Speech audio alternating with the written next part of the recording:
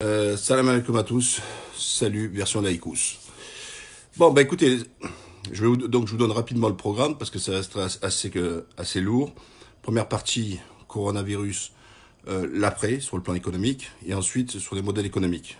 On a connu le communisme avec une économie administrée, le libéralisme, la mondialisation et la finance naturellement.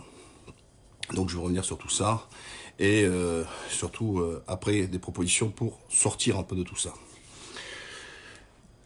L'après-coronavirus.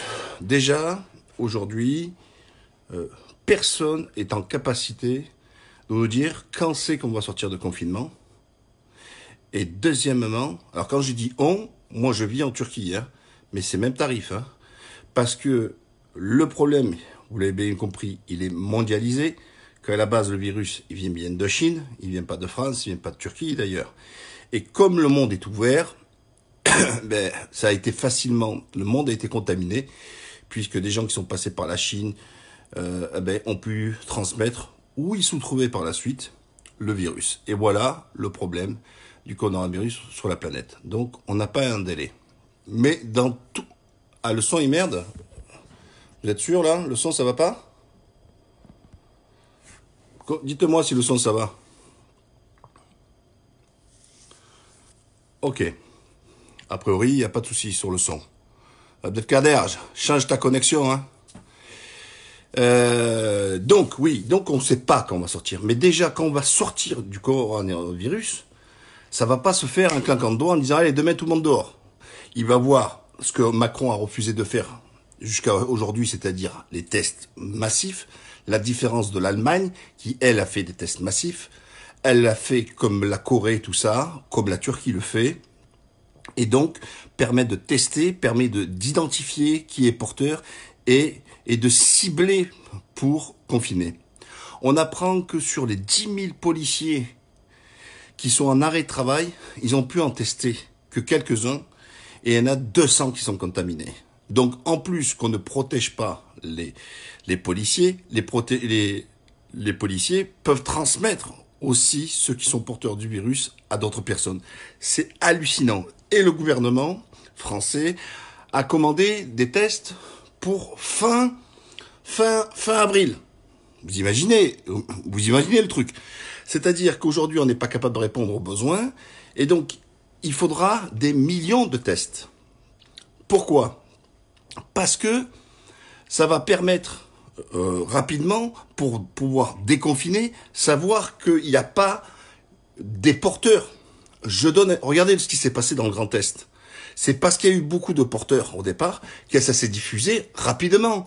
Si un porteur transmet le virus à 20 personnes, vous imaginez, ou à 30 ou à 40 personnes, ben il suffit qu'il y en a 100 qui l'ont, vous imaginez les dégâts. Donc, déconfiner, ça va être très difficile. Et la meilleure des solutions, je le répète, c'est les tests de masse. Et c'est que ça. Donc on va avoir une période très longue, peut-être de plusieurs mois, où on va déconfiner au fur et à mesure. Mais ça va pas déconfiner sur tout le territoire aussi. Ça va déconfiner par secteur où le virus, lui, est en recul. Sans compter que peut-être qu'il y aura aussi des interdictions de sortir de certaines zones. Je donne un exemple. Imaginez-vous que la Bretagne, il y a beaucoup de cas avec les tests.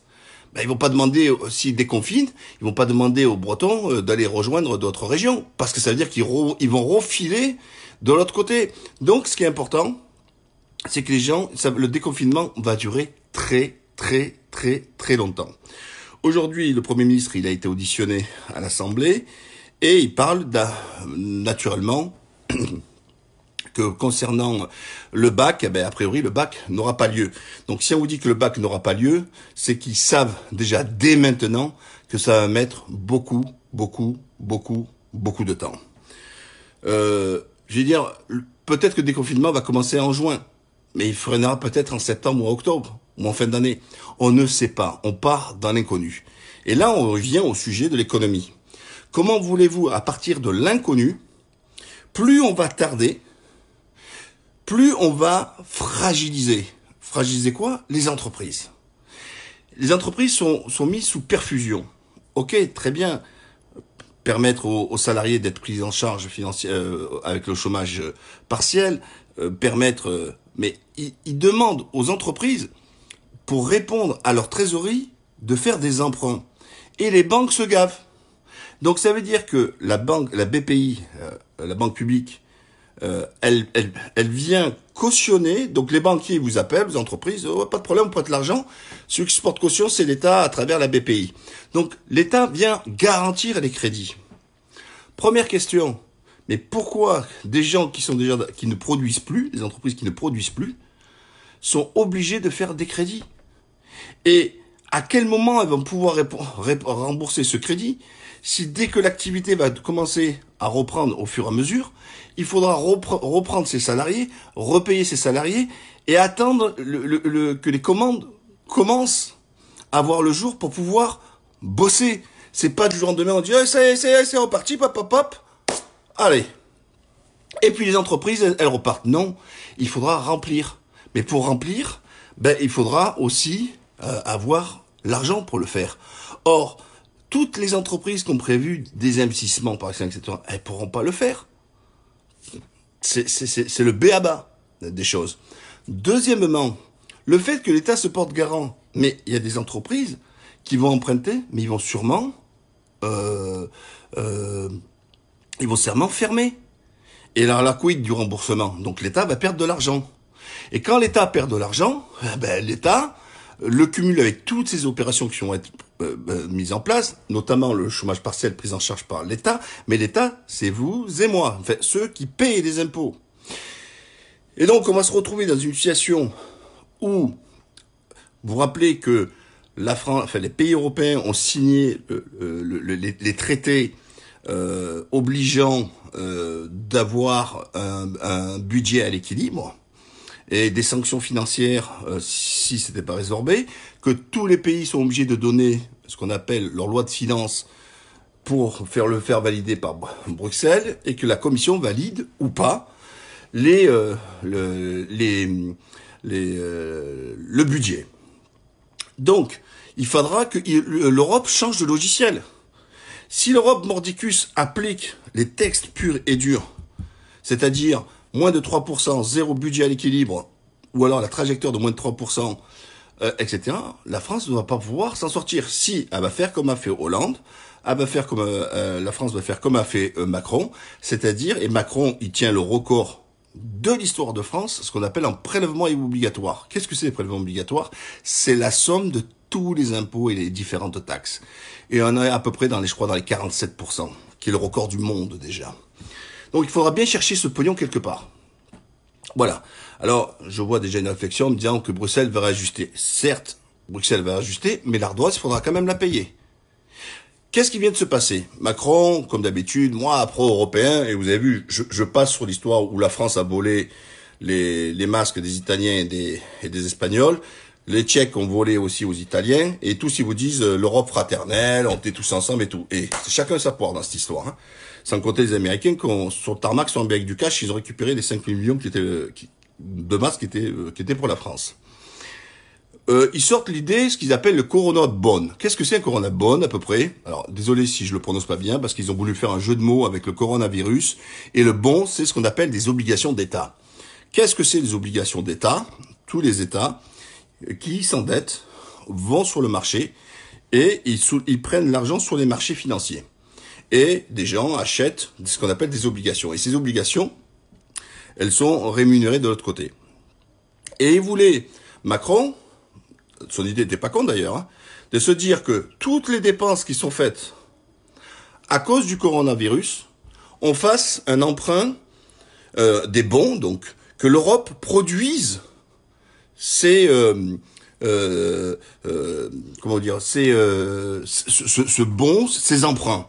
Et donc, par conséquent, les pays, dont la France, ils repartaient comme si c'était comme hier. Et puis, toutes les dépenses qui ont été mises, elles sont, la dette elle part sur Bruxelles. Or, les Allemands, ils ont dit, oh là là, malheureux, on n'en veut pas, parce que comme les Allemands, comme d'habitude, ils s'en sortent toujours mieux que les autres, ou par des choix, ou parce qu'ils veulent une politique européenne qui soit calquée sur leurs souhaits, et nous on fait les canards, on porte la valise, il ira pas ça. Il ira pas ça. Donc, quid? Toutes les dépenses, tous les milliards qui sont aujourd'hui mis pour essayer de calmer l'hémorragie ne seront pas transmis par un emprunt européen de tous les États, mais il sera bien supporté par les Français. Et là, Macron, il nous a jamais dit comment payer cette ardoise. Aujourd'hui, c'est open bar pour la dépense, mais on ne sait pas comment ça va se payer cette mesure. Alors, je ne doute pas de leur grande créativité, parce qu'ils l'ont déjà prouvé. Il y a le soleil, il fait beau, il faut une taxe. Il pleut, il faut une taxe. Il y a du vent, une taxe. Il y a une inondation, on taxe. Il y a la sécheresse, on taxe. Et donc, il faudra bien prendre cet argent quelque part. Donc, ce qui va se passer, c'est que les entreprises vont avoir du mal à repartir. Beaucoup vont fermer. Moi, je vous annonce la couleur. Ils vont pas pouvoir tenir. Comme d'habitude, les plus gros vont pouvoir tenir. Et on va se retrouver avec un chômage de masse. Voilà la réalité. Mais en plus du chômage de masse qu'on va se taper, alors un chômeur, ça coûte de l'argent. Eh oui, ça coûte de l'argent. Ça crée du déficit encore plus. Mais en plus, il faudra rembourser la dette. Et moi, je n'ai pas vu leur mode d'emploi encore. Les taux, si ensuite la finance qui va encore nous bouffer, qu'est-ce qui va se passer? C'est que quand nous, l'État va faire des emprunts alors qu'on est déjà plombé, il se peut que les taux d'intérêt augmentent. Et donc, ça va augmenter encore la difficulté à rembourser cette dette. Voilà. Ça, c'était l'après-coronavirus. Donc, je résume. Une dépense qui n'est pas fixée, comment elle va être réglée. Qui va la régler? Parce que jusqu'à maintenant, on a tout fait supporter sur les particuliers, puisqu'il y avait le choix du gouvernement de baisser les cotisations sociales et d'augmenter la fiscalité des particuliers, notamment l'augmentation de la CSG qui a fait très très mal, notamment aux retraités. Et j'en parle des retraites. Combien de mensonges on a eu? Ils vont faire quoi? 6 ans que les fonctionnaires, le point d'indice, il est gelé. Vous voyez? Ils ont gelé les retraites. Mais qu'est-ce que va nous prévoir le gouvernement? Et il va être, mais à l'aise, comme on dit, détendu du string. Il va arriver, il va vous dire, vous avez vu, hein, voilà, coronavirus, situation exceptionnelle, il faut être solidaire, on baisse les ci, on baisse cela, etc. On va pas entendre augmentation de salaire, on va pas entendre augmentation de pension alimentaire. Non. Il y a rien qui va augmenter. C'est tout qui va baisser. Alors, chaque fois aligné. Ça va aligner aussi les droits. Alors, ils avaient reporté, vous savez, la baisse déjà des APL, tout ça. Alors, je vous en parle même pas comment ça va être encore fusillé, toutes ces histoires. Oh, la taxe d'habitation. Bah oui, exactement. Ah la taxe d'habitation, je comptais vous l'enlever, mais bon, la situation exceptionnelle, on va le reporter dans 5 ans, quoi. Voilà. Donc, tout ce qui est mesures qui étaient favorables au pouvoir d'achat, elles vont être reculées. Et par contre, il va y avoir sûrement encore de l'imagination, de l'augmentation de taxes ou des suppressions de droits, etc. Alors, désolé, je suis obligé de vous dire la vérité comme elle est. Puisque le gouvernement ne communique pas du tout là-dessus, et à juste titre, parce qu'il sait pas comment. Déjà, il ne connaît pas l'ampleur de l'ardoise, et il ne sait pas comment la financer. Voilà. Donc, lui-même ne sait même pas comment il va faire. Voilà. Ou alors, il laisse le bébé tourner. Alors, on est en 2020, les élections, c'est en 2022. Donc, quid, qu'est-ce qui va se passer en 2021? Est-ce qu'il va renvoyer la patate chaude en 2022 pour le prochain président, ce qui est aussi possible, hein. On laisse courir les déficits, on fait un semblant d'agissement, et puis le prochain président qui arrive, il voit l'ardoise, il va venir lui avec toutes les promesses du monde, vous dire que il va relancer l'emploi, le truc, le pouvoir d'achat, en fait, tout le blabla que vous avez à chaque fois lors des élections. Une fois au pouvoir, il fait, oh là là, je fais une audit là, oh là là, les chiffres sont pas bons, et puis Bruxelles qui va dire, pépép là, tu vas me corriger ce budget, parce que les Français beaucoup de Français ne le savent toujours pas, ça. Vous savez que nous ne sommes pas libres de faire le budget. On doit répondre aux directives qui nous sont données par Bruxelles et qu'il faut que le budget soit validé. Rappelez-vous les Italiens quand ils ont gagné, quand ils ont fait le mouvement 5 étoiles et la Ligue du Nord. Ils ont dit, ouais, ils avaient prévu, les deux, ils avaient gagné en s'asseyant sur la politique qui avait été faite, notamment par la gauche et la droite, au niveau européen, puis ils ont dit, vous allez voir, nous on va voir ce qu'on va faire, etc. Qu'est-ce qu'ils ont fait l'Europe de suite? Ils leur ont tapé dessus, ils ont dit, non, ton budget on n'en veut pas. Donc ils envoient un premier budget à Bruxelles, avec relance du pouvoir d'achat et compagnie, Bruxelles il fait, non, mais nous on valide pas. Et Et si vous ne respectez pas le truc, c'est prévu des pénalités. Ils vous donnent des milliards de pénalités. Vous voyez, vous mettez encore plus la tête sous l'eau. Donc, en fait, tout est concentré sur Bruxelles. Et le devenir des Français sera sur la volonté de Bruxelles. Mais alors, vous allez me dire, mais Mourad, bah, c'est bon, bah, alors c'est Bruxelles et tout, il suffit d'intervenir. Mais qui va intervenir? Ils sont pas élus. Ce sont des technocrates qui ne sont pas élus, qui ne doivent pas répondre politiquement. Et ils viennent nous parler de démocratie. Mais il n'y a rien de démocratie, puisqu'ils ne sont pas élus, ils sont désignés par leurs grands électeurs, c'est-à-dire les parlementaires. C'est ça la réalité. C'est les députés européens qui choisissent la commission européenne. Et ensuite, c'est la Commission européenne qui décide. Elle a un pouvoir énorme.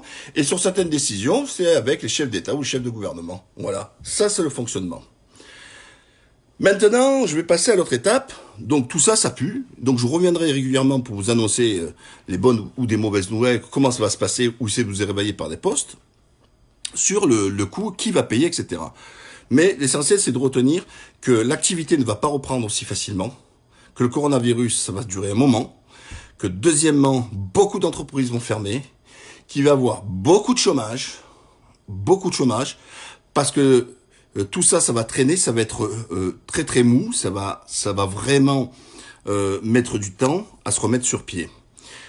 Maintenant, je vais parler économie. C'est-à-dire que ce qu'on est en train de vivre d'ailleurs, on a eu au XXe siècle la lutte entre le capitalisme, l'Occident, et puis on avait l'Union soviétique. L'Union soviétique qui était ce qu'on appelle une économie administrée. Une économie administrée, ça veut dire quoi? C'est comme vous avez aussi à Cuba et dans d'autres pays.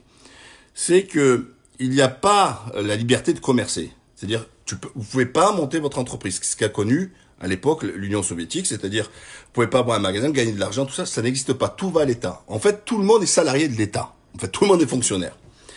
Et ensuite, ils vous redistribuent des bons, des coupons, avec tant de livres de café, tant de livres de riz, etc.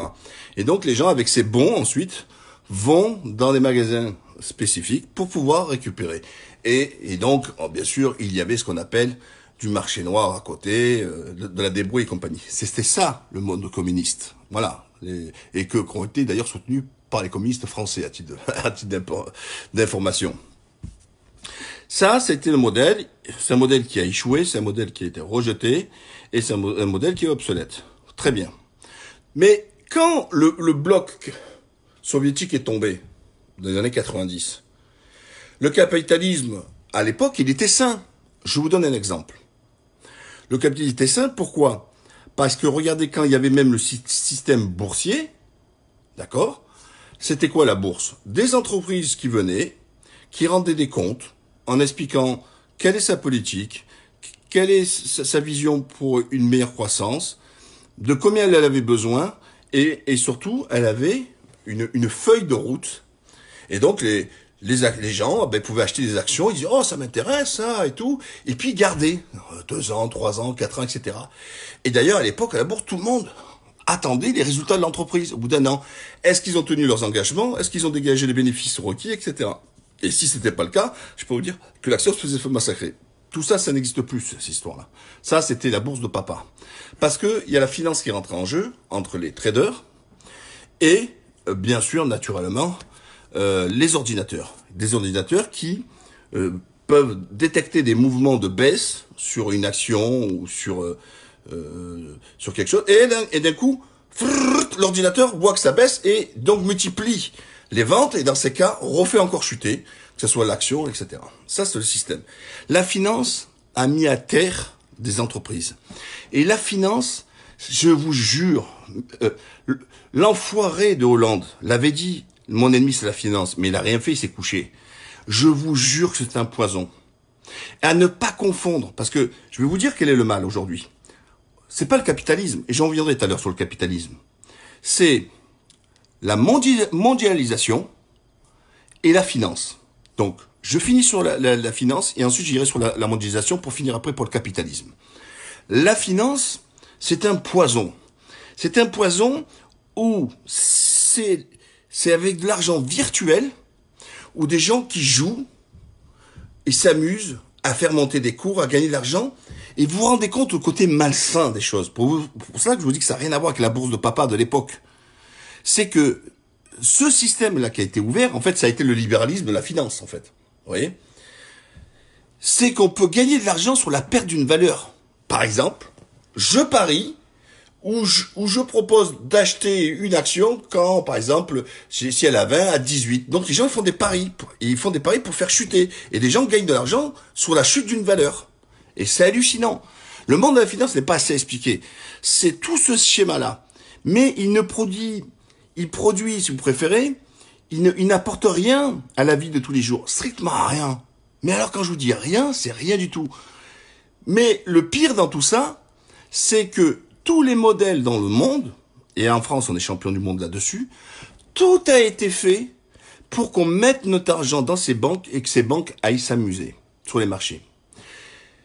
Personne aujourd'hui ne peut se permettre de ne pas avoir de compte en banque. Pourquoi? Parce que la loi interdit de payer son salarié en finance. Chaque fois que l'État a pris des mesures, pour faciliter la vie aux banques. Et en fait, le meilleur commercial pour les banques, c'est l'État. Quand il vous dit je vous paye plus en espèces, vous devez être payé par chèque ou par virement bancaire. Le chèque, il va où? À la banque. Le virement bancaire, il va où? À la banque. Ensuite, on vous dit, ouais, mais il faut faire des prélèvements. Prélèvements, on vous demande concernant votre téléphone portable, sur Internet, tout ça, etc. On prélève où? Dans la banque. Le gouvernement, dernièrement, c'était, je crois que sous Hollande, quand ils interdisent de payer au-delà de 300 € lorsque c'est l'administration, et je crois que c'est 1500 € en espèces. Pourquoi? Pour vous obliger à payer en carte bleue et pour payer en chèque. Et ça va où encore? Dans les banques. Aujourd'hui, les banques, elles veulent même plus vous voir. Elles veulent même plus voir votre gueule. Elles vous disent, mais tu fais tout sur Internet. Et tu fais quoi? Ben, tous les gens, ils payent maintenant, par virement, etc. Donc encore les banques. Alors les banques, qu'est-ce qu'elles font? Ben, elles jouent avec ce pognon. L'argent qu'il y a dans les banques, ben, ils jouent avec vous. Sans compter toutes les taxes qu'ils vous mettent dans la gueule. Ouais, un coup, ouais, ton compte, il a fait ça, t'as fait ci, tiens, il te prend 20 balles, là-dessus, il te prend 15 balles, et ils passent leur temps à vous saigner comme des cochons. Voilà. Et le pire, c'est que quand la banque, vous lui demandez 2000 balles en espèces, il va vous dire, qu'est-ce que tu fais avec? Parce que comme les banques sont marquées avec l'État, l'État lui dit à le banquier, oh, s'il te plaît, je veux que tu vérifies ce qu'il est en train de faire, parce que si je vois que t'as pas vérifié, parce qu'on va venir contrôler, ben on va te mettre une amende, on va te mettre une pénalité dans la gueule. Alors qu'est-ce qu'il fait le banquier? En étant discipliné, tu veux 2000 € en espèces? Pourquoi faire? Il faut qu'il note. Parce qu'il a fait ça. Voilà. Ensuite, vous voulez faire un virement sur quelque part. Mais qu'est-ce que vous voulez faire avec cet argent? Acheter quoi? Alors que votre argent qui est en banque, il est logiquement propre. Pourquoi? Parce que le banquier, s'il avait vu des mouvements financiers qui seraient venus, qui n'étaient pas, qui sortaient des clous, il avait l'obligation de vous balancer. Voilà, c'est comme ça. Et puis, les gens ne déposent pas l'espèce, parce que même si vous déposez une espèce, ils vous demandent, mais d'où vient cette espèce? Allez déposer 3000 balles en espèces sur votre compte et vous allez comprendre. Et donc, on en revient encore avec ces banques, etc., qui ont, elles, des filiales, des succursales. Il y en a un peu au Panama, aux îles Caïmans, à Jersey, au Luxembourg, en Suisse. Et c'est elles qui font le jeu, donc avec le pognon gagnant, ils font le jeu de la finance. Allez, achète, vends, tu détruis, tout ça, etc. Voilà, je vous ai donné un peu en gros le schéma de ce qui s'est passé par rapport à la finance. Mais c'est pas terminé. Les fonds de pension américains, vous savez que les États-Unis, ils n'ont pas comme nous une retraite par participation, ils ont une retraite par capitalisation, c'est-à-dire qu'ils cotisent dans des assurances, etc. Les assurances, c'est le deuxième voleur, parce que je parle des banquiers, de la banque, de la finance, mais bien sûr, les assurances font la même chose. Quand ils vous demandent de faire une assurance vie, la France, c'est le record de l'assurance vie. Je crois que la première épargne des Français, c'est l'assurance vie. Vous croyez quoi? Que le pognon, il dort et il va vous donner vos 3%? Allez, il retourne dans la machine. Et l'argent que vous avez mis dans l'assurance vie et compagnie, allez, il repart dans la finance. Mais il ne retournera pas dans l'économie réelle. C'est que pour aller faire de l'argent avec votre argent. C'est comme ça. En fait, les banques font de l'argent avec votre argent. C'est comme ça. Il aurait préférable de dire qu'elle fasse de l'argent avec ses frais qu'elle fait. Non, non. Elle vous facture des frais, mais en plus, avec votre pognon, elle fait de l'argent. Ben voilà, elle est pas belle la vie, elle est top. Et donc, qu'est-ce qui se passe? Ces fonds de pension américaines, ils vont dans les entreprises et ils apprennent beaucoup d'actions. Ils vont prendre peut-être 20%, 30% dans une grande société. Et vous savez que le CAC 40 français, donc les 40 plus grosses entreprises, etc., 16, nous appelle la cotation, eh ben, ils sont pris, ces fonds de pension sont actionnaires dedans. Et ensuite, qu'est-ce qu'ils disent? Oh, ils disent, oh bon, ils rentrent bien sûr au conseil d'administration de ces entreprises, donc les représentants de ces fonds de pension, et ils commencent à dicter ce qu'ils veulent. Et je donne un exemple, hein. On veut 10% de dividendes, on veut 8%, on veut un chaque flow, tac, tac, tac, on veut ci, on veut cela, etc. Et puis ils vont nommer tous ces mecs-là, pour moi c'est pas des chefs d'entreprise, là. Vous savez, ceux qui reçoivent, ce qu'ils appellent ça, un chèque de bienvenue, welcome, et un chèque de, ils appellent ça un chèque parachute, vous voyez, un chèque. Donc ils prennent un chèque pour entrer dans l'entreprise, ces liquidateurs là, et ils prennent un chèque à la sortie, le truc parachute. Les stocks options, tout ça, etc. Qu'est-ce que c'est les stocks options? C'est voilà une forme d'action qu'ils achètent moins cher que le cours. Voilà. Donc ils les blindent. Et qu'est-ce qu'ils font ces mecs-là? Ils détruisent l'emploi dans l'entreprise. Vous savez quoi? Ils prennent les salariés comme des pions, comme des chiffres dans un logiciel. Il arrive, il voit la situation, et il dit, bon allez, on va baisser un peu, on a combien? 50 000 salariés, on va baisser à 35 000.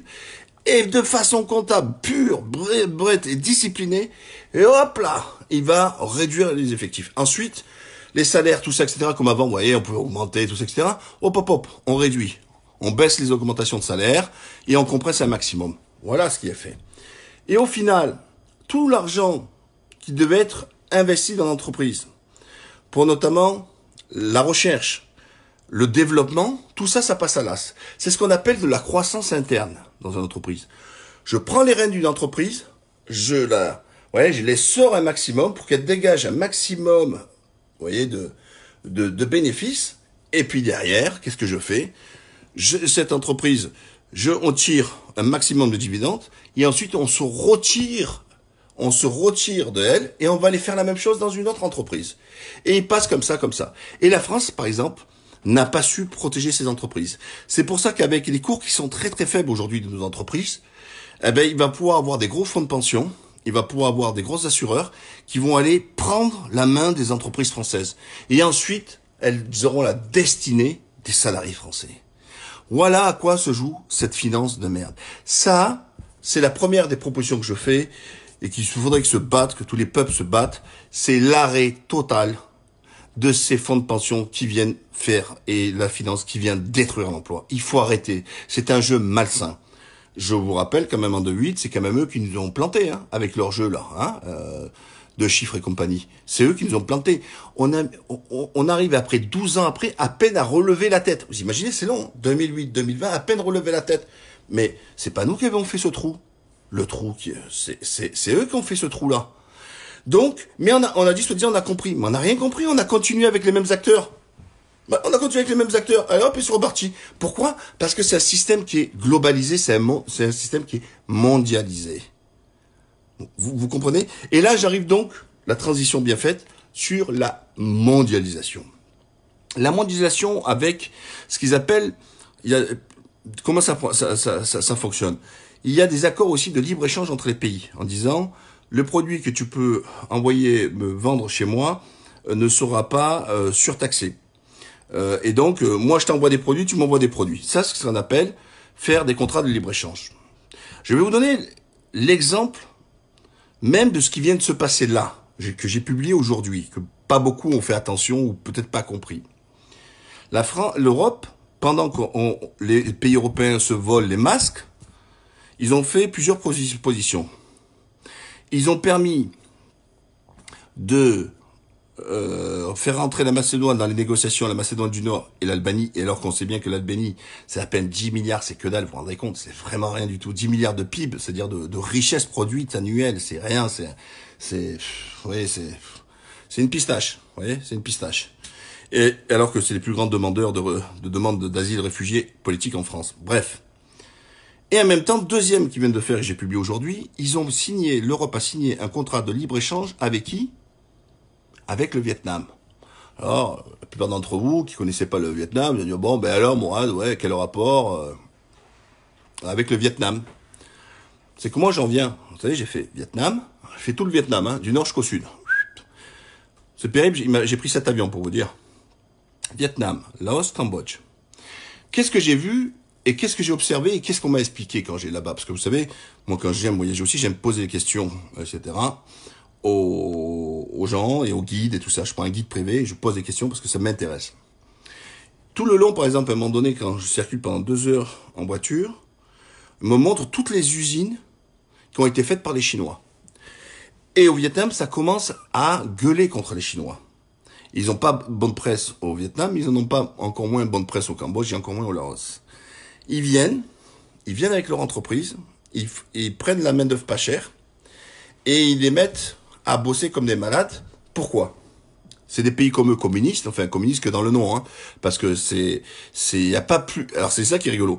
Cambodge, Vietnam, Laos, ce sont des systèmes communistes, mais avec un système économique plus que libéral. C'est chacun sa mère et Dieu pour tous. Corruption à mort, et surtout, c'est la loi de la jungle. Aucune protection pour les salariés. Vous vous rendez compte de cette gauche si généreuse? Vous voyez qu'elle est au pouvoir. Donc voilà, ils sont passés du tout au tout, là. Et là, c'est chacun sa race. Et qu'est-ce qui se passe? Donc quand ils montent leur entreprise, pourquoi ils ont fait ça, les Chinois?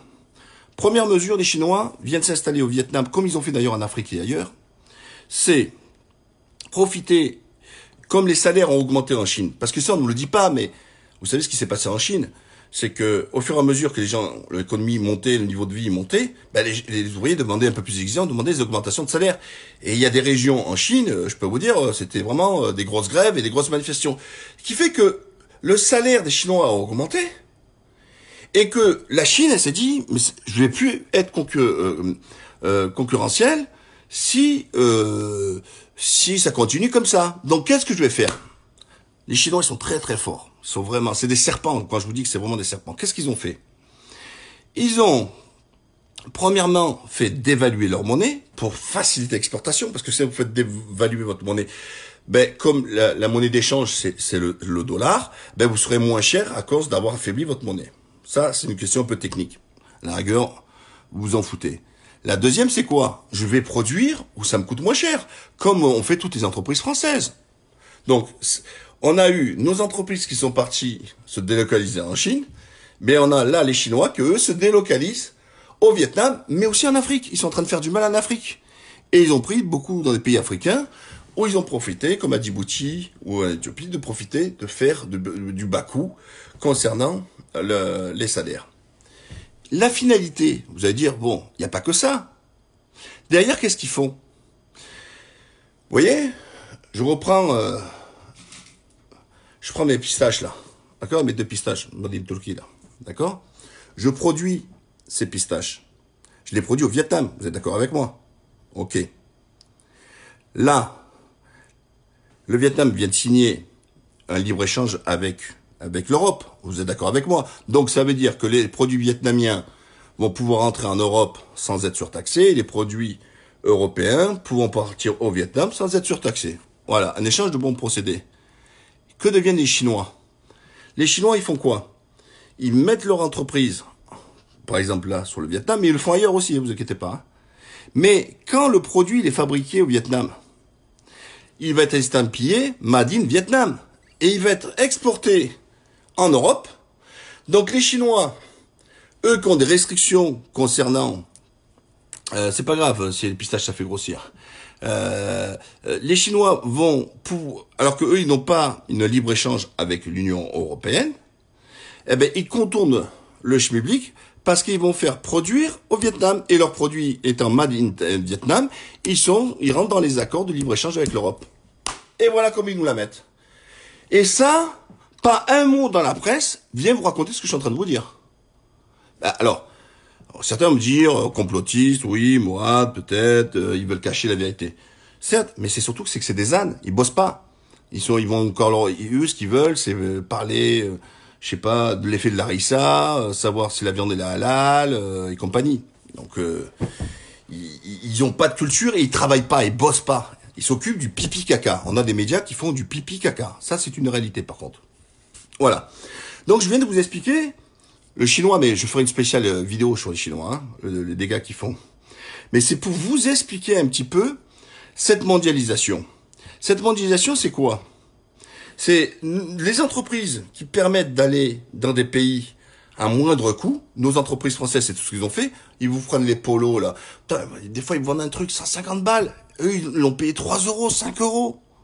Vous voyez, j'ai des trucs Eden Park. Putain, quand je vois d'où ils ont été fabriqués, mais ça coûte 3-4 euros, toi, la fabrication. Et votre produit, à la fin, il prend 150 balles. Je vous l'accorde qu'il y a une part du marketing qui bouffe aussi du pognon. Mais c'est pas que ça qui prend du pognon. C'est qu'ils vont aller au moins 10 ans. Et donc, les entreprises, elles ont tout compris. Quand je vois des gens qui me disent, oui, Mourad, j'ai peur de quitter la France, etc. Les entreprises ont peur de rien du tout. Elles se disent, combien je peux gagner? Je peux gagner 10 centimes sur un produit? Vas-y, yallah. Je vais dans ce pays. Et donc, c'est pour ça qu'on s'est rendu compte qu'on est tombé dans une France qui est complètement désindustrialisée. Et vous voyez, c'est un malheur pour une chance pour la France. Moi, et d'autres, on dénonçait ce système.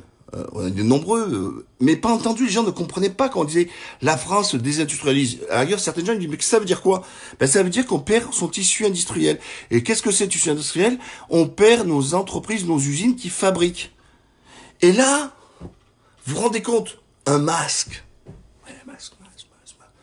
Il n'y a pas de technique là-dedans. C'est pas un produit qui mérite de l'ingénierie. Ça demande pas de déposer un brevet. On n'est même pas capable de le produire. Les tests, on les produit même pas. Vous vous rendez compte que même l'aspirine, elle est même pas fabriquée en France. L'aspirine, ils sont allés nous la fabriquer en Chine et en Inde, le truc. Et en fait, on a tout perdu. Et au fur et à mesure, qu'est-ce qu'ils ont fait, les entreprises? Pour ça, j'y rigole quand même. Macron, il dit, ouais, bah écoutez, j'enlève l'ISF, puis on fait des mesures baisse de charges aux entreprises, pour pas qu'elles s'en aillent. Mais franchement, là aussi, vous êtes tombés dans le piège. Écoutez, je vous demande pas d'être des comptables ou des économistes. C'est très facile à comprendre.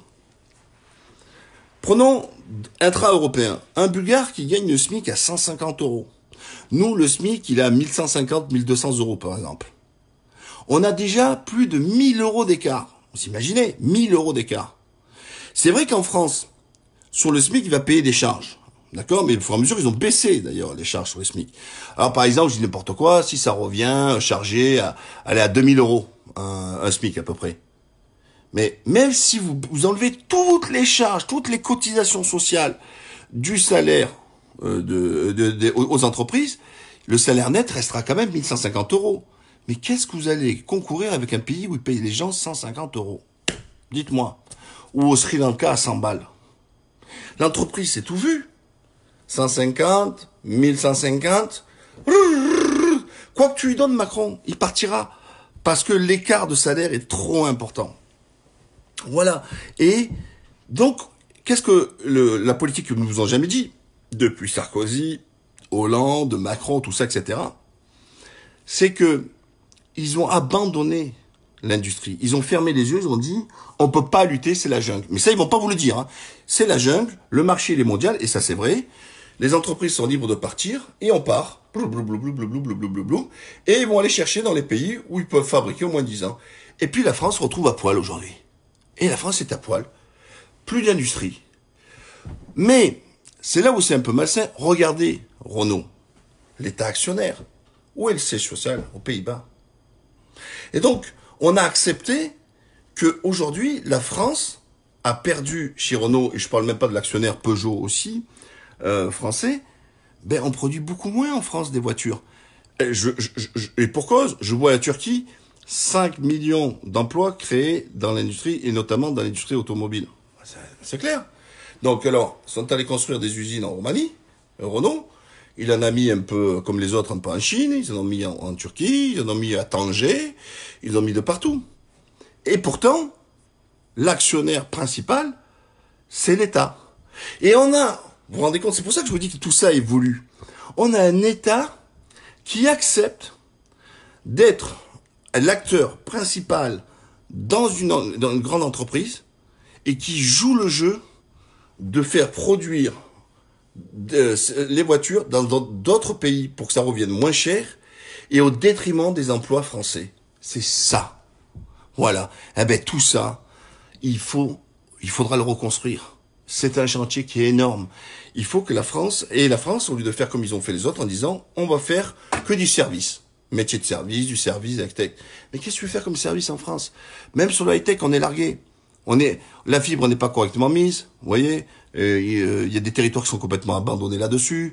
Voilà. En fait, on n'a fait ni les services, ni l'industrialisation. En fait, on n'a rien fait. On n'a fait que du vent. Voilà. Parce que ce qui est important, c'est voir combien d'entreprises. Regardez Arcelor. C'est l'Indien qui est venu nous le faire. Pourquoi l'État n'a pas protégé? Quand l'Indien est venu, qui avait fait des promesses sur Arcelor, non, vous inquiétez pas, je vais garder la production. La France était un des pays, des piliers dans l'acier. Je sais pas si vous imaginez. D'ailleurs, c'est clair, dans beaucoup de domaines, la France était le pays number one. Quand je vous dis pays number one, c'était number one. On avait une putain qu'industrie et on a tout perdu. L'acier, c'est perdu. Les verres, c'est perdu. Oh, on avait les gens qui faisaient les téléviseurs en France et tout, c'est perdu. Tout ce qui était ménager, les robots ménagers, tout ça, etc. La France, c'était une tueuse à gages, etc. Alors, je sais pas si la marque, je vais pas me tromper. C'est laquelle? Mesdames vont peut-être m'aider. C'est Molinex qui est français, je crois. Et d'autres. Il est où Molinex? Il mouline ailleurs. Il y a plus de Molinex. Il mouline ailleurs. Et tout ça, ça a été perdu. Et, ça a des conséquences directes sur l'emploi. Le chômage de masse. Et eux, ils te disent, non, il y a du chômage, parce que les charges sont trop lourdes, c'est pas évident, Non. C'est qu'on a du chômage de masse, parce que tout simplement, parce qu'on a perdu le tissu économique, on a perdu le tissu industriel. Et voilà, ça c'est une réalité. Et quand on perd donc les entreprises, on perd les emplois qui vont avec. Et quand on perd les entreprises, on perd l'impôt qui va avec aussi. Et là, on se retrouve, et ça, je veux dire, ils en parlent pas. Je vais vous donner encore un exemple. Je crois que le commerce extérieur, vous savez, avant, qu'est-ce qu'on appelle commerce extérieur et la balance commerciale? C'est combien on exporte, qu'on soustrait avec combien on importe. Vous voyez? Or, en France, avant, on exportait plus. Et c'est pour ça que je vous invite, vous chercherez sur Google, les exportations, et vous allez voir la courbe, comme elle est en train de chuter, depuis 10 ou 15 ans, et vous allez voir que les exportations baissent et nos importations augmentent. Voilà. Et voilà. Et alors, comment ça se passe? C'est que notre balance commerciale, elle est déficitaire à peu près de 65 milliards. Et attendez, heureusement que dans nos actifs, c'est-à-dire dans les exportations, on tient compte d'Airbus. Et les avions, ça coûte très très cher. Donc, on gomme un petit peu, si vous préférez, la partie, on atténue la carotte parce que on dit on a vendu des zincs, etc. Mais au final, on a quand même à peu près 65 milliards de déficit dans notre balance commerciale. Or, l'Allemagne, elle est excédentaire de 80 milliards à peu près. Donc, si vous faites le delta, la différence dans leur modèle, ce qu'ils disent allemand, etc., entre la France, moins 65 et les autres plus 80, ben ça fait 145 milliards d'écart. C'est énorme. C'est énorme, 145 milliards. Ça pèse lourd, tout ça. Donc, cette mondialisation que je vous dis, elle est mauvaise. Ne croyez pas qu'elle est bonne quand on dit, ouais, mais on a donné du boulot dans les pays. Vous voyez, ils vont en Afrique, ils vont en Asie, au Sri Lanka. Mais quand tu arrives et que vous payez pas les gens, c'est-à-dire que les entreprises, vous arrivez en France, vous dites, ouais, attendez, moi, le MEDEF, si on baisse les charges, moi, j'augmente les salaires. Quand ils vont au Sri Lanka, ou ils vont en Inde et tout ça, là, quand le salaire, c'est 100 balles par mois, je les ai pas vus dire, alors qu'il n'y a pas de charge, il y a rien, hein. Vous voyez, il y a que dalle. Ils vont pas dire, putain, on peut pas vivre avec 100 balles. On va leur donner peut-être 200, 250 balles pour qu'ils vivent mieux, nos ouvriers. Non. Ils vont dans les pays pour voir où la main-d'œuvre est moins chère, et il est hors de question de les payer plus cher. Mais pourtant, la culbute, elle est énorme à la sortie. Quand tu fais pour 100 balles, tu payes des mecs, ton produit, quand il te revient à pratiquement rien, ta culbute, elle est énorme. Parce que c'est des gens qui sont aveugles. Vous voyez, eux, ils ferment les yeux, ces grosses boîtes. Ils en ont strictement rien à foutre. Ils sont là avec des chiffres. Ils s'en foutent si c'est des enfants qui bossent. Ils s'en foutent si le mec, ce qu'il a gagné, eh ben, ça suffit pas de vivre. Donc tout ça, il faut arrêter. Parce que ces gens, ils prennent le boulot, ouais, parce qu'il y en a pas. Mais si c'est pour vivre pour 100 balles, excusez-moi, c'est pas la peine. Donc tout ça, il faut l'enrayer. Voilà. Moi, je pense que il faut revoir le modèle de la mondialisation en limitant les entreprises qui viennent s'installer. Voilà. Si c'est des entreprises qui viennent s'installer Ou, par exemple, dans certains pays, par exemple, s'ils vont dans un pays pauvre, ben, qu'ils soient taxés lourdement pour rééquilibrer. Ou alors, nous, faire à la frontière, parce que on est au niveau de l'Europe, donc on est baisé, hein, donc on est obligé de faire au niveau de l'Europe, de faire une taxation qui doit respecter différentes normes. Parce que on ne peut pas... Je reviens à ma pistache, d'accord? Si ma pistache qui est fabriquée, par exemple, elle est fabriquée là-bas au Sri Lanka, et son coût de revient, là-bas, il me revient 1 euro, et en France ou en Allemagne, il me revient à 2,50 €, eh ben, il faudra, et lui là-bas, il respecte rien, hein, le BIT, Bureau International du Travail, aucune norme, rien du tout, eh ben, il faudra taxer à la hauteur de la différence du coût. Par exemple, si nous, le SMIC, il a 1150 balles, eh ben, on dit, voilà, nous, le coût, ça a revenu ça, eh ben, ton produit qui vient chez nous, ben, il va être taxé de la même manière. C'est comme ça qu'on va pouvoir lutter. Si on ne taxe pas, or, qu'est-ce que fait l'Europe jusqu'à maintenant? Passe son temps de signer des contrats de libre-échange avec plusieurs pays. Regardez ce qui s'est passé sur l'agriculture comme vous voulez. Ils voulaient signer un libre-échange avec, ils l'ont signé d'ailleurs je crois avec le Canada, avec les États-Unis et compagnie. Donc les mecs là-bas, nous en France, on emmerde les agriculteurs, on dit ouais ta viande, toi faut que tu fasses ça, tu fasses ci, cela. Et puis de l'autre côté, les autres qu'est-ce qu'ils font? Puis ils les hormones, des hormones, des hormones, des hormones, des hormones. Bah au final, alors on va acheter de la viande venant des États-Unis parce que ça a coûté moins cher, parce qu'ils leur balancent des hormones à gogo. Mais alors que nous, on a des normes beaucoup plus drastiques, eh ben le coup, on va acheter de l'américain parce que ça revient moins cher. Et enfin, on mange de la merde.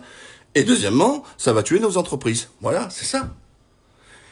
Le mot protectionnisme, si certains ça fait peur, eh ben il faut l'appeler autrement. Il faut appeler le système équitable. Et qu'est-ce que c'est l'équité? C'est arrêter de calmer ce libre-échange, comment vous dire, qui est complètement déséquilibré.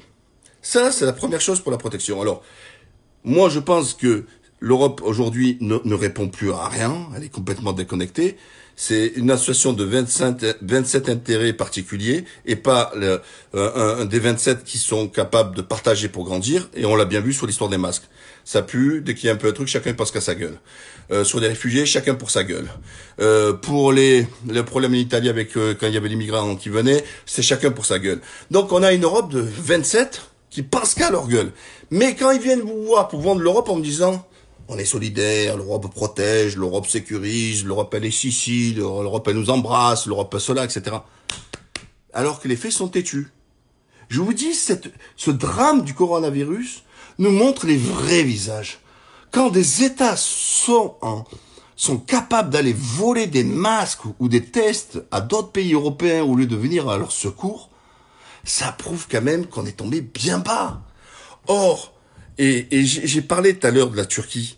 La Turquie qui est pas européenne, elle a donné du matériel médical à l'Italie, à l'Espagne, pendant que les Français étaient en train de leur voler les masques qu'ils étaient à Lyon, qui étaient en transit à Lyon, qui venaient d'une entreprise suédoise.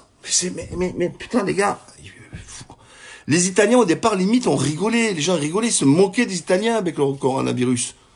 Moi, honnêtement, je suis très triste ce qui arrive aux Italiens. Les Italiens, ils ont été abandonnés encore une fois. Vous croyez vraiment?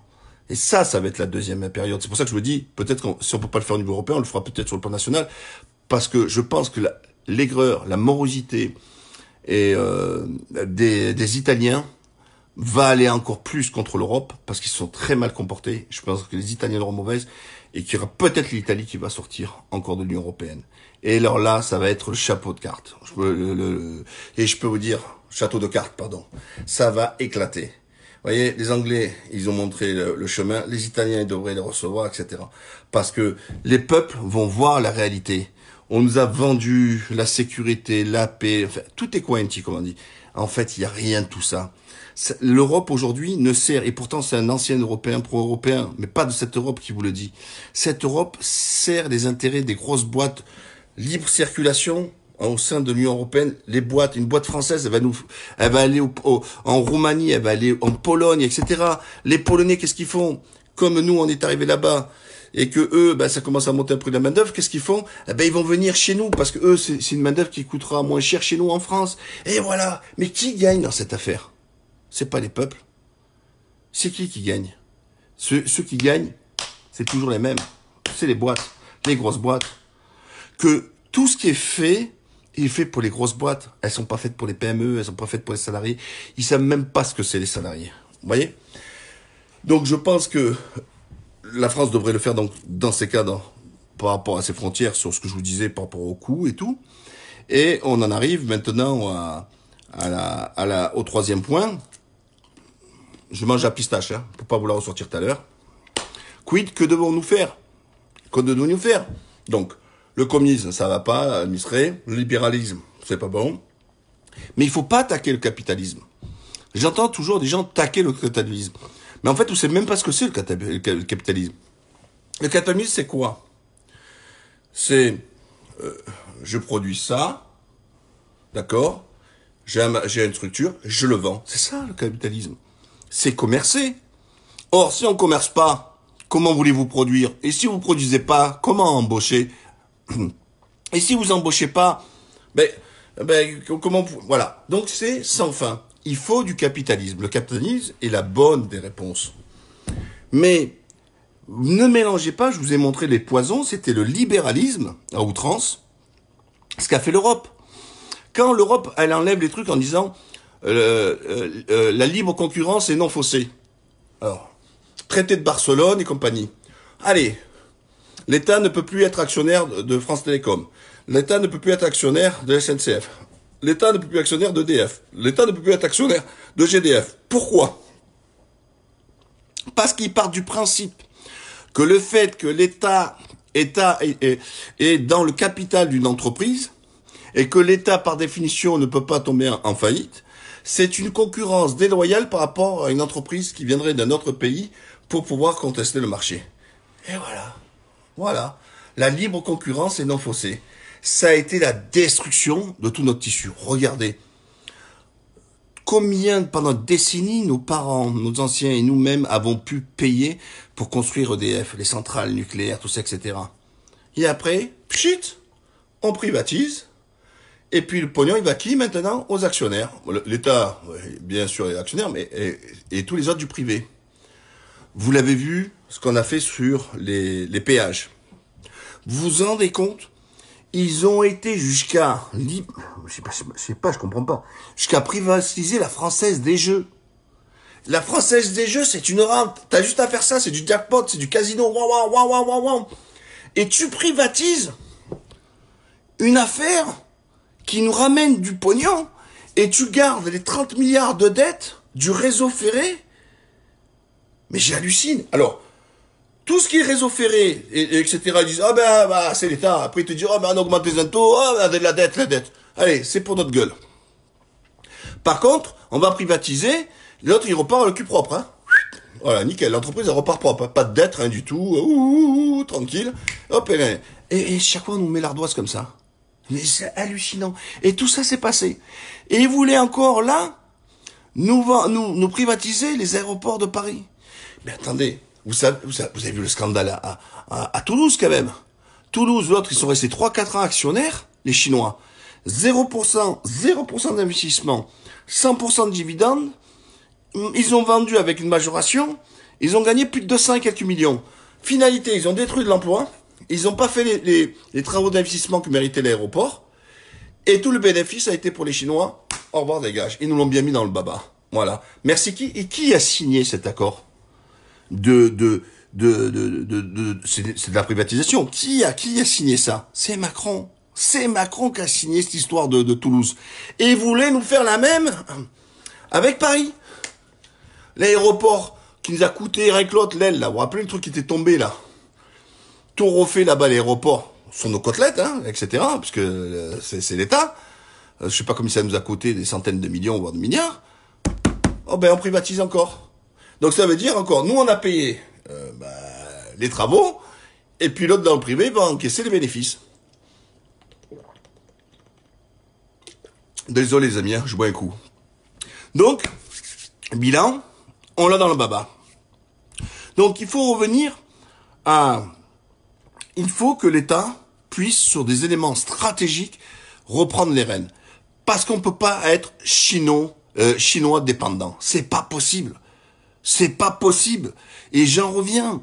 Si pour un morceau de tissu, qui est rien, d'accord, un morceau de tissu, des masques, on en est à être dépendant des Chinois. Je vous demande pas des professionnels du tissu économique français pour comprendre que pour tout le reste, il n'y a plus rien en France. Cocorico, il faut dire. Cocorico. L'emploi, créer de l'emploi, c'est pas détruire le livret rouge du contrat du travail, du code du travail. On nous a fait croire ça. On nous a fait croire que c'était l'ennemi de l'emploi, c'était le code du travail. Non. L'ennemi de l'emploi, c'est que nos entreprises se barrent. Et elles se barrent pour aller chercher sur les moins-disants. Et pourquoi? Et attendez. Nos entreprises se barrent dans ces pays, gagnent de l'argent, et nous revendent ces produits avec le bénéfice. Oh, elle est pas belle la vie? Oh, elle est super belle. Ils taillent la route. Ils vont ailleurs, ils produisent moins cher, et nous, ils nous revendent après les produits à nous, et 100% du bénéfice, pas fait en France. Pas de création d'emplois en France. Pas d'emplois créés, et pas d'impôt sur les sociétés créées en France. Yes! Ils nous l'ont mis dans le baba. Et bien sûr, tout le pognon qui va dans les îles Caïmans, etc., etc., etc. Ben, tout ça, il faut dire stop. Voilà. Vous voyez, ça, c'est pas le capitalisme. C'est pas du tout le capitalisme. Donc, on a vu le libéralisme et la finance qui détruit l'économie réelle. C'est-à-dire tout ça, celle qui produit, vous voyez. Voilà, celle qui est là, qui est actif. On a vu que la libération, le monde ouvert, elle ne profitait qu'en fait aux grosses boîtes et au détriment des conditions de travail et salariales des peuples dans le monde, parce qu'on va toujours chez les pauvres pour aller encore mieux les exploiter. Et enfin, donc on en termine là. Il faut repenser donc de faire en sorte de se dire qu'est-ce qu'un État peut produire. Voilà, ça, moi j'accepte. Je veux que mon indépendance soit là-dessus. Mettre les secteurs d'activité dans tel domaine, ça et ça. Tout ce qui veut rentrer aujourd'hui comme produit dans ces domaines-là, qui a été fait pour exploiter des Sri Lankais, des Indiens ou des Vietnamiens ou des Cambodgiens, eh ben celui-là, il sera taxé à mort pour pas qu'il puisse venir en France nous concurrencer. Alors j'ai me dire, ben Morad, si on fait ça, ben on pourra plus exporter, tout ça, etc. Ben il faudra accepter de moins exporter. Mais peut-être pour produire, pour le pays intérieur. Oui, voilà. Mais il faudra aussi avoir des bras de fer. Mais parce que le commerce, c'est aussi ses bras de fer. Mais si on laisse faire les Chinois, ils vont nous bouffer les Chinois. Vous vous imaginez si demain, sur un sujet quelconque, la France s'oppose à la Chine, sur un truc grave. Paf. Les Chinois, ils ferment le robinet de leurs frontières et la France est à l'ouest. C'est hallucinant. C'est hallucinant. Mais comment tous ces chefs d'État qui ont dirigé la France ont pu rendre cette France dépendante de la Chine? Et nous, on rigole parce qu'avec les buffets à volonté à 10 balles. Mais même là, vous vous rendez compte, regardez ce qu'ils font les Chinois. L'argent, ils le trouvent où? Personne ne va contrôler. Nous, tu retires 1000 balles, tu dis qu'est-ce que tu fais avec 1000 balles? Eux, d'où provient tout ce pognon? Ils viennent, et ça, je l'ai vu dans tous les pays du monde, avec leur Chinatown. Ils viennent, ils ont du pognon, ils achètent, bam, bam, bam, bam, bam, bam, bam, ils s'installent. D'où sort le pognon? Les Chinois, la Chine et tout ça, elle aide ces entreprises. Elle fait en sorte, qu'est-ce qu'elle fait? Elle vient vous bouffer, d'accord? Elle tue toute la concurrence, et ensuite, après, elle augmente les prix. La Chine ne fait que comme on fait les grandes surfaces. Au départ, les grandes surfaces, elles venaient, se mettaient sur un terrain industriel.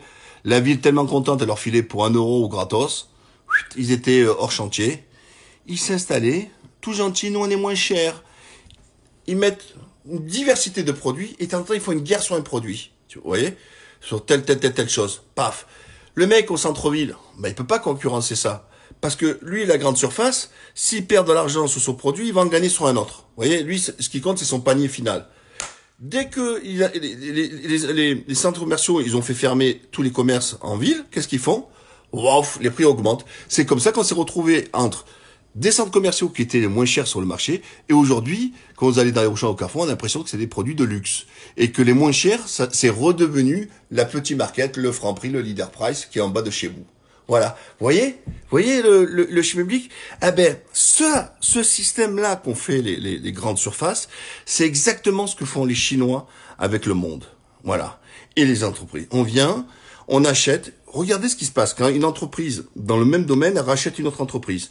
Et après elle grossit, regardez dans les laboratoires pharmaceutiques. C'est exactement la même chose.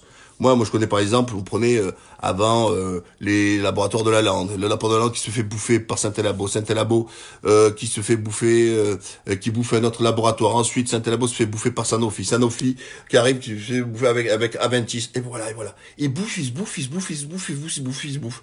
On l'a vu même dans l'électricité où ils veulent s'associer. Ils se bouffent, ils se bouffent. Mais après, vous arrivez à une entreprise qui a carrément le monopole des choses. Et quand une entreprise a le monopole où il y a une faible concurrence, ils vous la mettent.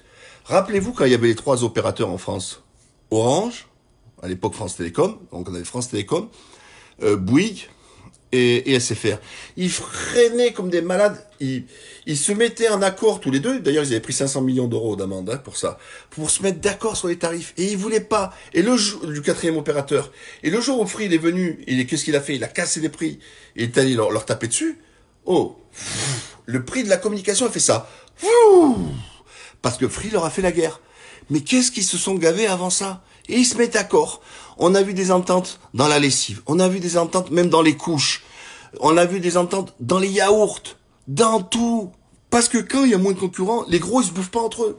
Ils disent, bon, le steak, on n'est pas nombreux à le manger, mais on va essayer de bien le manger. Et c'est ça. Or, tous les économistes vous diront que plus il y a de concurrents, plus les prix, ils sont bas. C'est ça. Mais si les entreprises se bouffent entre elles pour devenir des gros mastodons, eh ben, il n'y a pas de concurrence. Mais le choix de l'Allemagne, par exemple, c'est des entreprises de plus de 500 salariés, de moins de 500 salariés. Ils sont blindés. Nous, moins de 500 salariés, on n'a que dalle en France. Rien. Pourquoi? Parce que les politiques parlent qu'aux MEDEF, parlent qu'aux grosses boîtes. Vous voyez, quoi, les grosses boîtes. Et donc, en fait, on n'a pas de middle boîte, on n'a que dalle. Or, c'est tout ça qu'il faut relancer. Il faut recréer des entreprises à taille moyenne. Il faut remultiplier cette compétition parce que la compétition, elle profite aux consommateurs. Et ça, c'est important. Voilà. Donc, oui, à ce protectionnisme, on ne sera pas capable de le faire sur le plan européen. Parce qu'à l'intérieur, comment vous voulez faire du protectionnisme au niveau des frontières européennes quand déjà on voit qu'on n'a même pas le même coût avec la Roumanie, la Pologne, la Tchéquie, tout ça, etc.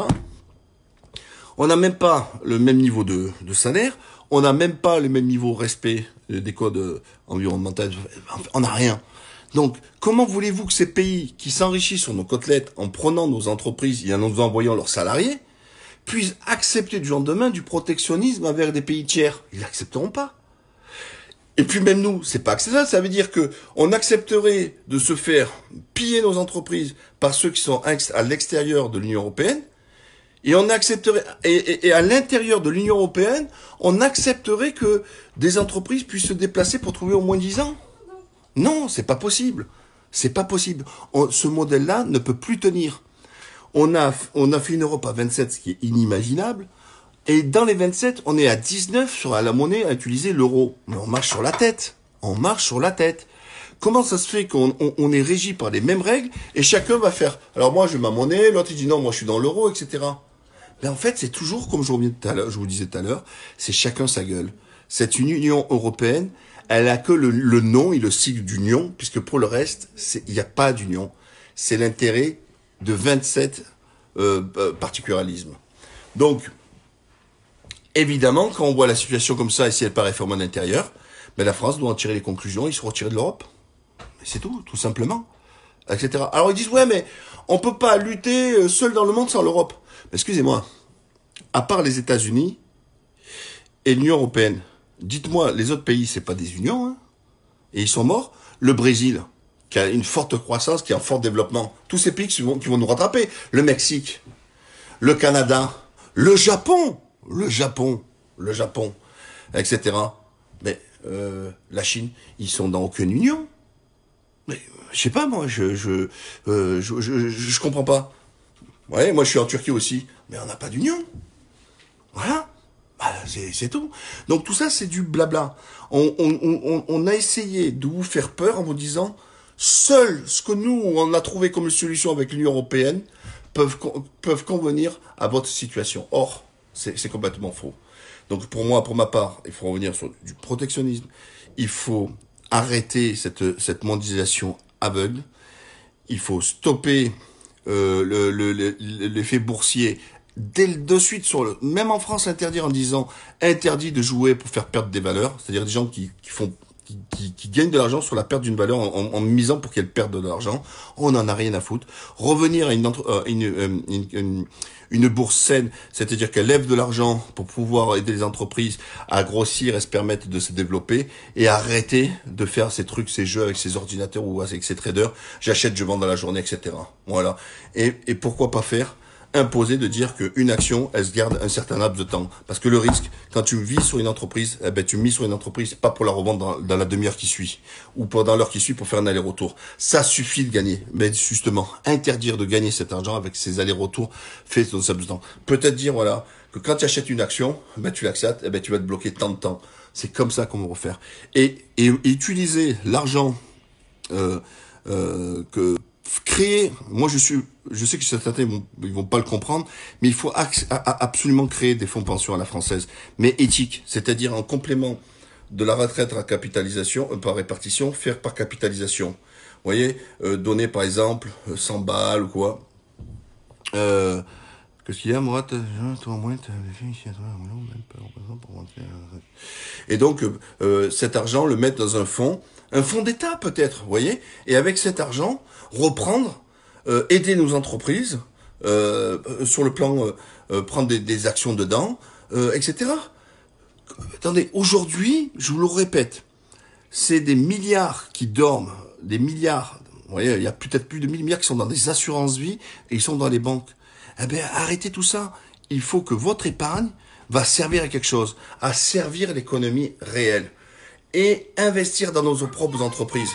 Et c'est nous qui tiendrons les rênes. Mais si on ne fait pas ça, on ne pourra, parce que nos entreprises pourront pas lever de l'argent, et si nos entreprises pourront pas lever de l'argent, elles pourront pas pouvoir s'accroître. Vous voyez, c'est un cheminement. Donc à un moment donné, eh ben on va lutter le mal par le mal en disant, voilà, les fonds de pension étrangers, dégagés. Ce qu'il y a, ça va être de l'argent français, l'épargne des Français, et parier. Et les gens au moins vont dire, moi mon épargne, elle va croître sur les années parce que les entreprises vont être des belles et des grandes entreprises.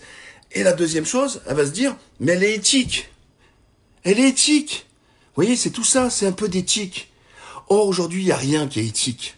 Il n'y a plus rien, c'est chacun sa mère et Dieu pour tous. C'est un système qui est mondialement ouvert, où c'est chacun pour soi et Dieu pour tous. Chacun sa gueule. Et c'est tellement fort que, alors vous allez me dire, ouais, moi d'un côté, ça a du bon, c'est l'universalisation. Mais non, non, non. C'est pas l'universalisation, c'est chacun va où ses intérêts le portent. Alors j'ai vu, je crois que attends, je dis pas de bêtises, le frère Youp là, qui me dit, qu'est-ce qu'il m'a dit, c'est le modèle de l'islam, frère. Mais oui, bah tout simplement. Bah écoutez, oui, c'est exactement ça. Vous savez, alors chacun le décrit, que chez les musulmans, il interdit l'usure. Pourquoi? Parce qu'on sait ce que ça donne au niveau des surendettements. Et puis ça devient n'importe quoi, puisque regardez comme quand en 2008 ils éclatent, c'est quoi la finance? C'est je joue sur les marchés avec 100, mais moi j'ai 10 et je prends les 90 à crédit. Mais quand les 100, il faut commencer à les rembourser et que je vois que j'ai pas assez de pognon, eh ben le marché s'est écroulé. C'est comme ça que ça s'est écroulé. C'est pour ça que l'usure est interdite. La deuxième chose, dans ce qu'on appelle la finance islamique et tout ça, et éthique, c'est qu'il y a des culbutes. C'est-à-dire que tu ne gagneras pas 10 fois plus que ce que tu as, qui t'a revenu ton coût de produit. Donc, c'est pas open bar, tu dois aller gagner 100 fois la mise. Non, non. Vous voyez, et tout ça, c'est l'éthique. C'est revenir à des mesures.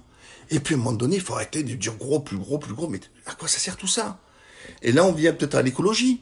Peut-être faire un système, avec cette écologie, de faire en sorte, contrairement à ce qu'a fait l'État avec l'Union européenne, à faire faire des agriculteurs des industriels. C'est n'importe quoi.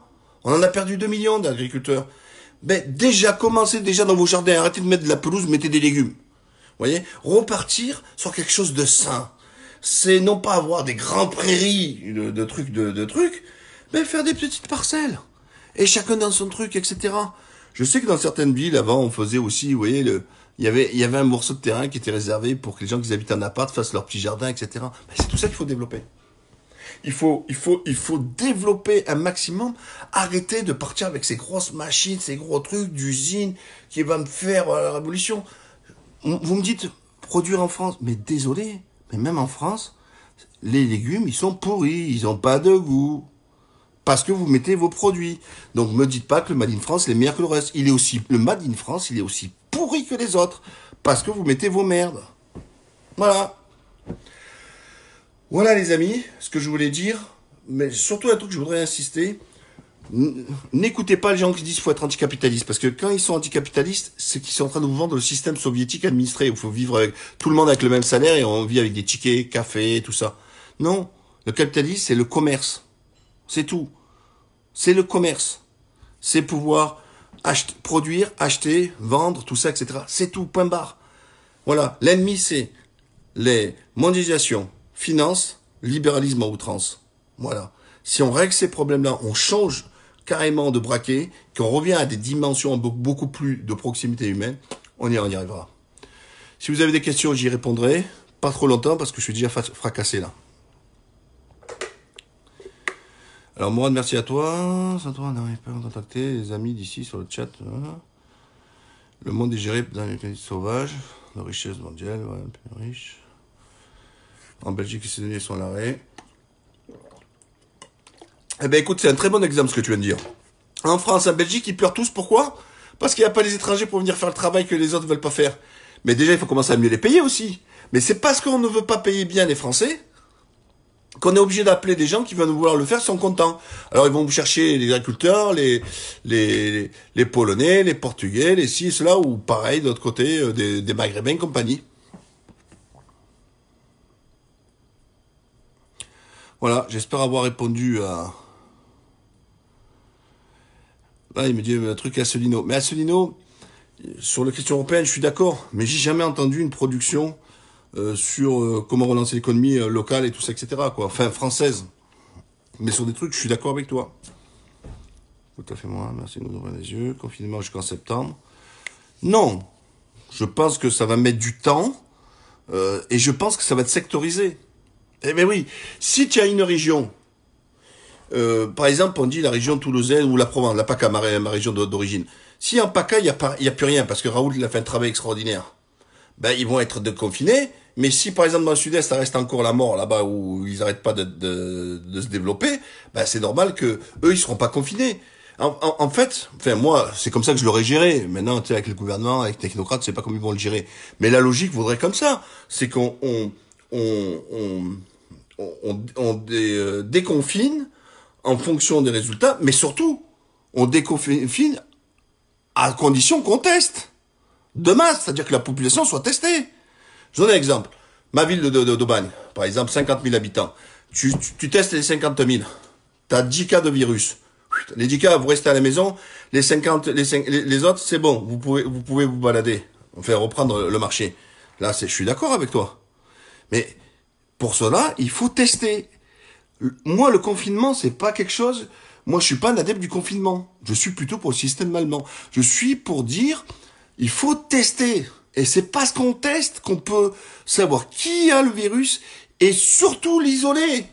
Or, notre problème aujourd'hui, même si vous sortez qu'une heure et tout ça, etc., c'est qu'il y a des gens où vous portez le virus.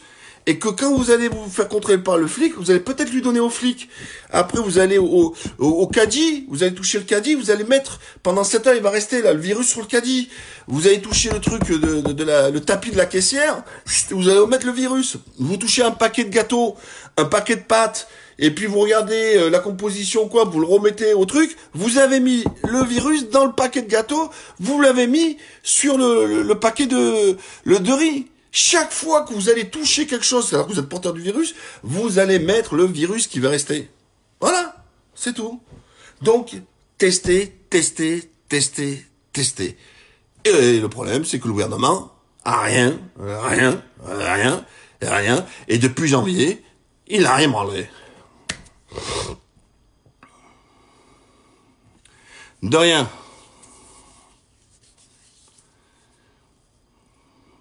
Ben oui, quand on dit systémique, c'est parce que comment ils ont fait un système mondialisé, toutes les économies se tiennent avec le même système. Je me déplace chez toi, tu viens chez moi, je viens chez toi, je profite chez toi, etc. Mais tout ça sur le dos des peuples et surtout le dos sur le bien-être des peuples. Parce que, et en fait, chaque fois, on fait le fatalisme. Bah ouais, le monde est ouvert, le monde est ouvert. Non, non, le monde est ouvert parce que toi, tu l'as ouvert. Or, il faut une prise de conscience aujourd'hui d'arrêter de l'ouvrir, justement. Eh oui. C'est tout? Pas d'autres questions? Une politique à la Margaret Thatcher? Non, il faut arrêter d'envoyer les grands mots. Thatcher a fait à son époque. Voilà. La situation d'aujourd'hui n'est pas l'époque de Thatcher. Mais si tu veux dire désosser tout, etc., Hollande avait déjà commencé. Hein. Macron ne fait que finir à la rigueur. Ouais. Voilà. Mais c'est Bruxelles qui fait Thatcher. Parce que Macron n'est que la marionnette de ce que veut la Commission de Bruxelles. Il ne fait qu'appliquer les directives. Les retraites, par exemple, on n'était pas obligé de les toucher. Mais à partir du moment que Bruxelles a dit que on ne devait pas avoir un déficit sur les retraites et que les caisses doivent s'autofinancer, alors que nous, arbitrairement, dans un budget d'État, on acceptait peut-être de dire, bon, ben, si les retraites, ça nous coûte 5 milliards dans le budget de l'État, on s'en fout. Parce que c'est le bien-être des retraités, tout ça. C'est un choix politique. On veut que nos retraités vivent bien, et décemment, etc., et qu'ils finissent leur vie en paix et compagnie. Voilà. Voilà. Ça, c'est un choix politique. Or, Bruxelles nous dit, moi, ça, j'en veux plus de votre système-là. C'est plus à l'argent du budget de l'État, aller enflouer les caisses, donc faut que ça soit à l'équilibre, donc saigne-moi tout ça. Vous voyez, c'est froid. Vous voyez, l'édition de Bruxelles, c'est froid. Voilà, c'est froid. Alors, repose-toi, en live, l'OM sera Champions League. Ouais, c'est encore une autre question, frère. Faut arrêter l'euro, merci pour ton aide, bonsoir. Tu es un tir dedans. Bah, écoute, c'est très gentil, Wolf. Vont rouvrir les frontières pour juillet-août. Bah, tu me poses une colle. Les travaux à l'ANIA, je mets les vidéos, donc vous pouvez les voir dans le groupe. Si vous voulez, certains qui sont pas, j'ai monté un groupe sur Facebook, vous pouvez y aller. Et sinon, j'en mets de temps en temps aussi sur ma page concernant les travaux, oui, ça avance. Comment investir dans l'immobilier en France pour devenir gestionnaire, rentier, pour faire un crédit? Ah, tu rentres sur un sujet épineux. Moi, je vais être clair avec toi. Certes, oui, je suis passé par l'immobilier et par le crédit, mais je peux pas me permettre de conseiller là parce que de façon éthique et concernant éthique islamique, je ne peux pas me permettre de te conseiller de faire un crédit. Voilà. Comme on dit à l'arabe, c'est-à-dire que chacun fait comme il peut. Oui, Karim me dit bien intervention sans note. Ouais, non, je prends jamais de notes. Je peux pas faire ça. Faut que. C'est pour ça que c'est des exercices qui sont très difficiles parce que je suis obligé d'y aller et de faire tout de tête comme ça. Et sous combien d'années pour repartir, surtout de faire de maison, Madine, France? Comment la France peut-elle sortir de l'Europe et sous combien d'années repartir en France? On sort le pognon des banques ou pas? Alors, beaucoup m'ont posé la question sur l'argent. Il y en a qui ont peur qu'on vienne vous saisir de l'argent parce qu'ils en auront besoin. Moi, déjà, par principe aujourd'hui, et ça, c'est pas pour alimenter la paranoïa, je suis contre pour rester de l'argent en banque en France. Je les mets le pognon en Turquie. Voilà. Pourquoi? Parce que il me pose pas de questions quand je retire, il me pose pas de questions quand je vire, et il me pose pas de questions quand j'en dépose. Mais rien que le fait de pouvoir être libre et de pas avoir un tuteur qui vient me dire mais pourquoi faire et comment et qu'est-ce que tu fais, qui me pose des questions parce que j'ai envie de lui mettre un coup de tronche. Mais rien que pour ça, moi je ne veux rien laisser aux banques françaises. Voilà les amis, c'est tout ce que je peux vous dire là-dessus. Maintenant que l'État est tapé dans l'épargne et des trucs, ça veut dire que si elle tapait dans l'épargne, ils seront obligés de taper dans l'épargne des entreprises aussi. Oh, ils ne laisseront pas toucher l'argent des entreprises. Non, donc ne vous faites pas de soucis, ils vous taperont pas là-dessus. Vous savez, ils sont beaucoup plus pervers que ça. Derrière ça, il y a bien une rivière qui va déborder. Il va peut-être faire une grosse chaleur. Ils vont vous mettre une taxe. Vous inquiétez pas, vous allez rien sortir. Ils vont vous la mettre bien profond. Ils vont vous trouver des taxes, un impôt différé, une baisse. Vous inquiétez pas. La carotte, vous allez la prendre. Mais le problème, c'est qu'ils n'ont pas encore. Alors, quand elles vont commencer, les carottes, je ferai comme d'habitude. Je vous annoncerai les carottes que vous allez prendre. Mais concernant les banques, honnêtement, je pense pas qu'il y a de risque. Par contre, comme je t'ai dit, personnellement, je suis contre leur laisser de l'argent parce qu'ils nous gonflent trop. Voilà. y aura-t-il une crise immobilière? Oui. Eh oui. Eh oui. Oui. Vous savez, l'immobilier, il faut pas le voir. L'immobilier, c'est quelque chose qui se voit sur du long terme. L'immobilier ne se voit pas sur du court terme. Si vous me dites, Mourad, à court terme, est-ce que l'immobilier va baisser? Naturellement. Mais attendez, les gars, je vous demande pas des aides économistes. Ça fait des mois, là, on va fermer des mois où le marché va pas bouger, d'accord? Il va y avoir des entreprises qui vont fermer. Il va y avoir des salariés au chômage.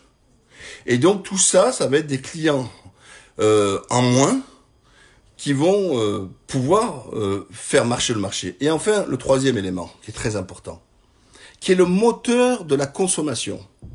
Le moral des personnes.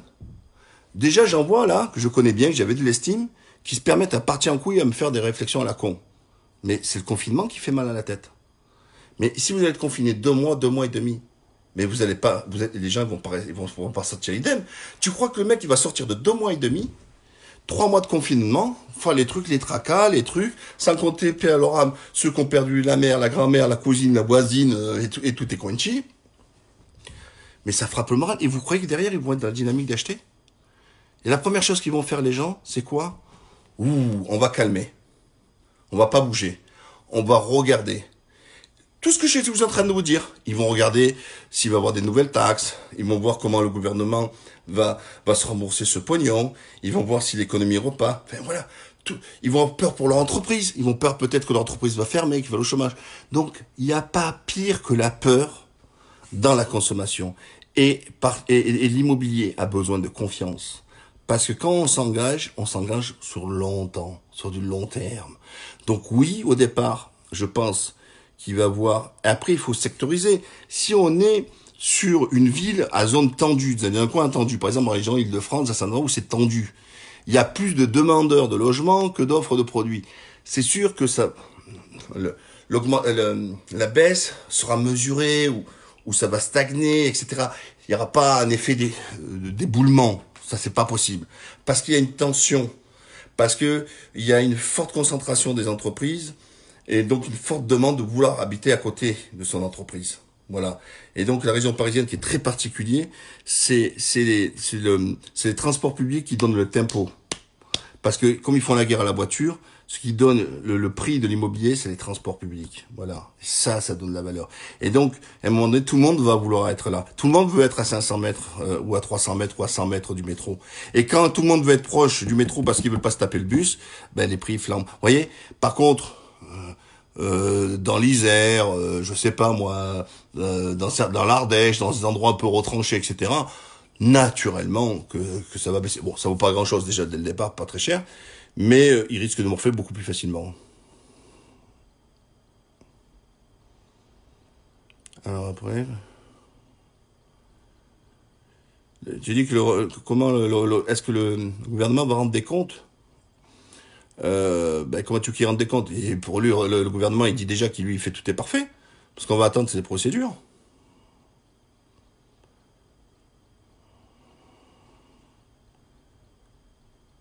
Moi, avec 100 000 euros, tu me viens d'investir. Bah, si tu m'écoutes, moi, je les avertis en Turquie, hein. Nous, sur l'immobilier, franchement, c'est pas très cher, hein, par rapport à ce qu'il y a en France, hein. Et puis, avec le temps, t'es sûr que comme la Turquie est en train d'augmenter, encore une fois, l'immobilier, il faut pas le voir sur 1 ou 2 ans. Il faut le voir sur 10 ans. Bien sûr qu'il y a de l'argent à gagner. Et puis, pas d'impôt foncier, enfin, très belle, 20 balles. On n'a pas toutes ces taxes qu'on a en France, bien sûr. Les taux d'intérêt vont augmenter. Non, impossible. Parce que on est dans une telle merde. Les taux d'intérêt, tu me parles des taux d'intérêt. Les banques, ils empruntent presque à négatif. Vous voyez? Donc, on est à 1% sur 20 ans. Mais qu'est-ce que tu... Et la Banque centrale va jamais augmenter les taux. Au contraire. Elle va encore stimuler. On peut pas être plus bas que ce qu'on est là. Bon, on est pratiquement, voilà. Donc, mais jamais de la vie, parce que ça pénaliserait l'économie. Bien au contraire. Donc les taux d'intérêt, vous inquiétez pas, ils seront toujours aussi bas.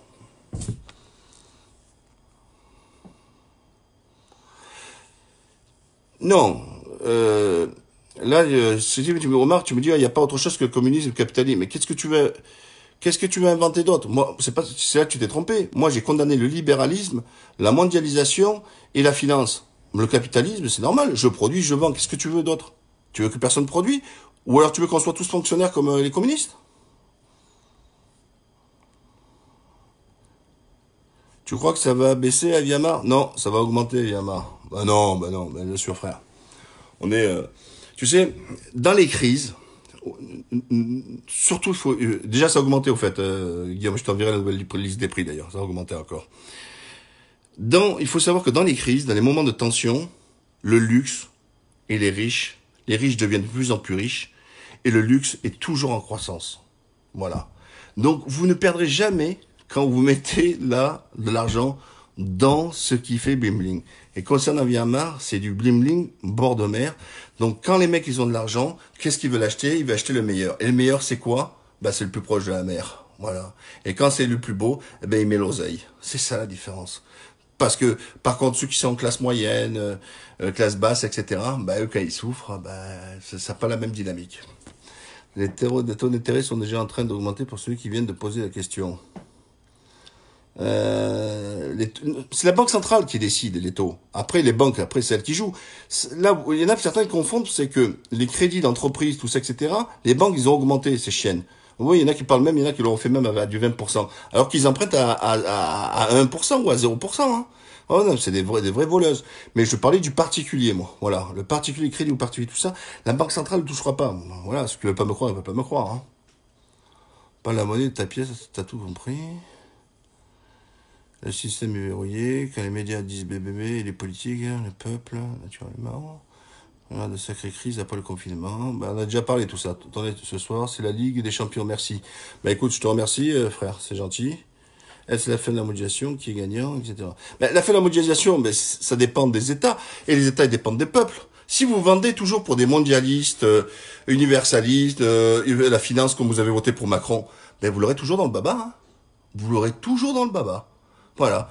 En fait, vous êtes votre propre bourreau parce que vous votez pour ceux qui vont dans le sens du vent. Mais de sens qui sont mauvais, parce qu'on a vu le résultat. À ressentir les effets de la crise concrètement de quelle façon? Ah ben ça y est, tu vas vite la sentir. Dès qu'on déconfine, tu vas sentir l'odeur. Tu vas sentir que ça pue, ça pue. Ah ouais, dès que ça déconfine, la merde elle va commencer. Non, mais quand j'ai dit au bagne, pas loin de la mer, au bagne, moi je suis là où je suis né, mais moi je vis en Turquie, moi, Aziz. Je ne vis pas au bagne. Au bagne c'est ma ville natale, c'est ma ville chérie. Bonsoir, je suis chez vous, je me sens très bien. Mais où chez moi? Au bagne ou en Turquie? Voilà, les amis. Mourad, c'est des grandes gueules à lui tout seul. Ben j'ai été aux grandes gueules, ils m'ont viré, hein, je suis resté 2 ans et demi. Grosse bise, salam alaikum à tous, bonne soirée. À plus tard les amis, bye bye. Merci encore de votre attention.